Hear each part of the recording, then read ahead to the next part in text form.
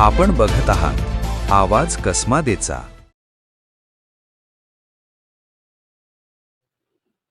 सटाणा शहरातील साक्री शिर्डी राष्ट्रीय महामार्गाच्या रखडलेल्या कामामुळे नागरिकांचा संयम आता संपत चाललाय।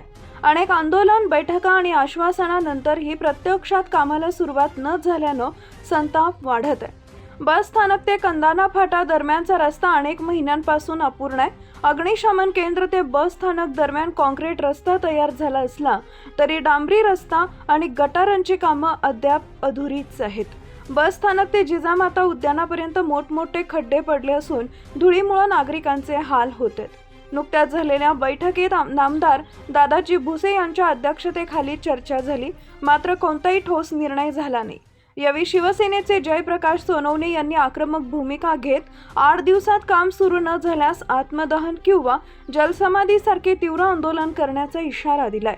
तरी संबंधित राष्ट्रीय महामार्ग विभागाकडून कोणतीही ठोस कार्यवाही दिसून आलेली नाही। समोर शब्द देतो साहेब, या शहराच्या जनतेच्या वतीने मी या शहराच्या जनतेसाठी तुमच्या समोर शब्द देतो। यांनी सोमवारपर्यंत कारवाई जर कधी रस्त्याची चालू केली नाही, कॉन्क्रिटीकरणाची आणि बाह्य वळण रस्त्या संदर्भात शहराला समाधानकारक खुलासा केला नाही तर मी कुठलंही आक्रमक आंदोलन करेल। मी शासनाला सुद्धा सांगणार नाही की मी काय आंदोलन करेल। कदाचित माझ्या जीविताची हानी सुद्धा होऊ शकते। मी कदाचित आत्मदहन करेल, कदाचित जलसमाधीही घेईल।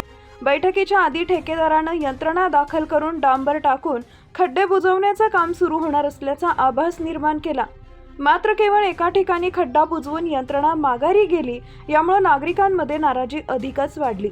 यानंतर पुन्हा नामदार भुसे यांच्या आदेशानुसार अधिकाऱ्यांची बैठक बोलावण्यात आली, मात्र राष्ट्रीय महामार्ग विभागाच्या कार्यकारी अभियंत्यांनी या रस्त्याबाबत निर्णय घेण्याचा मला अधिकार नाही असं सांगितल्यानं वातावरण तापले। संतप्त नगराध्यक्ष व नगरसेवकांनी रास्ता रोको आंदोलन केलं। त्यानंतर मुंबईत वरिष्ठ पातळीवर बैठक घेण्याचं आश्वासन देण्यात आले, पण ती बैठकही न होता नाशिक विभागीय कार्यालयातील बैठक रद्द झाली। दरम्यान आता प्रेस क्लबच्या वतीनं 1 मे रोजी रास्ता रोको आंदोलनाचा इशारा देण्यात आलाय। एकूणच आश्वासनांपेक्षा प्रत्यक्ष कामाची गरज अधिक असल्याचं नागरिकांचं म्हणणं असून आता प्रशासन अजून किती दिवस लावते व काय निर्णय घेते याकडे सर्वांचं लक्ष लागलंय।